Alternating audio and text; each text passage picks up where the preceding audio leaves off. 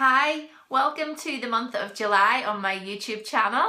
On here on the YouTube channel, on my blog darlingedna.com and on my website alihart.com, the theme for this month is sensory and summer, because obviously we're in the middle of summer.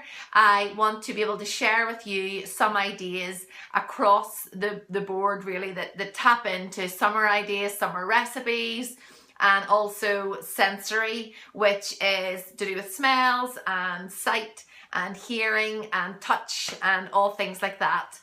As I say in my little bio part here, I ran art workshops for 11 years, and in the end I really focused on working with young people with learning disabilities. I have a real passion for that area of work, and especially when it came to running these art workshops in the special schools in Northern Ireland. So you will notice that these little ideas, these little art ideas that I have are very sensory heavy. So they engage, they even engage taste. There's one with chocolate as well for you, and the sounds and touch and with feet. And it was lovely to be able to run these workshops for me, because we had this sensory idea at the start, yet the young people were able to go home with this product, and that is what I'm hoping to show you. So I hope that you enjoy them as much as I enjoyed thinking of the ideas behind them. Some are very simple, and often they are using items that are in your house already, so they shouldn't be too difficult. I thank you. I hope that you enjoy this and that you can subscribe to my channel so that you don't miss out on the rest of the month. Okay, bye.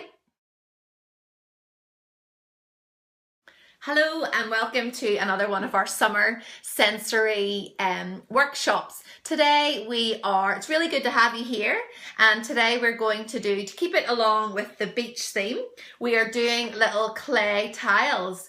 So this is using air drying clay and also using shells from the beach.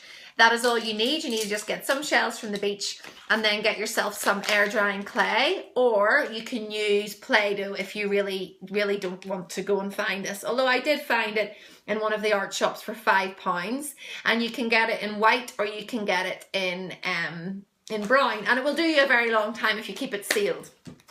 So you will also need a rolling pin and a knife. I've got clay tools here and a wire cutter for cutting my clay, but that's just because I did the workshops before. You don't necessarily need to use that. And especially with the shells, we'll begin with those. I find it's really good for you because this is a sensory workshop, I want to make it, like, you can make as much noise or as little noise as you want with these shells. You can really encourage the young people to feel how some are smooth and some are rough with their ridges. And you can let them feel what it's like to have one in their hand or two in their hands and so on. And especially if you have young people whose fists are very clamped, you can just run that along the back, because there's lovely smooth shells. And it really just gets them engaged with what the activity is that you're using it for. Now with the clay, what you will need to do is you will need to cut about 1 inch along it, just right into the block, and that basically tears off. I will use my wire cutter for this one, but you can just use a knife. And once you get it, I would encourage you to tear a little bit off it and really just like allow it to go into like a little ball shape and put it into the young person's hand. You can even let them feel it all along their face. It's very cold and damp, and you want them to really get engaged with that. So you can also do a little sausage and you clamp the fingers over.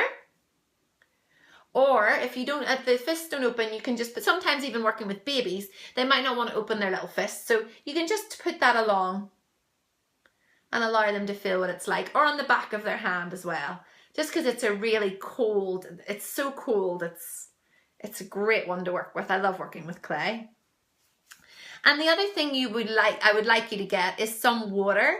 For whenever you get your clay, you will use your rolling pin and make it into a flat shape, and then cut it into a tile like this one. So just like a little tile, mine's not even very straight, but a little tile that you would use in the bathroom or something. And you can use water then. So again, you want to encourage young people to let them feel what the water's like. Even if they put it on their finger, you can line it along. And once they get the feeling of when water touches clay, it's like silk, like it's lovely. So also by doing this, you're rounding the edges of your tile. So just around the sides. And that just tidies up your image, or tidies up your tile. But it's also lovely for them to really feel how it can be quite textured until you add this water to it, and it's literally like slip. They call it slip clay sometimes, the clay that you get, which is literally like silk. And that becomes like that. So that's nicely rounded. And then I'm going to show you the rest here. So what we need to do is now just use your shells that you have. You can get them to choose one, depending on the responses that you get to the certain tiles. I'm going to use this one here. And all you're simply going to do is just stamp it in to the tile. And you can talk about how this is a repeat pattern. And you can turn it up the other way.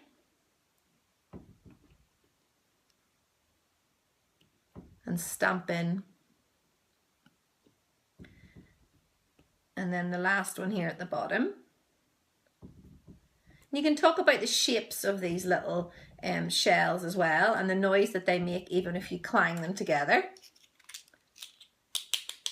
Or even up to your ear, although they're a bit small for that. So that's just looking really pretty and very simple.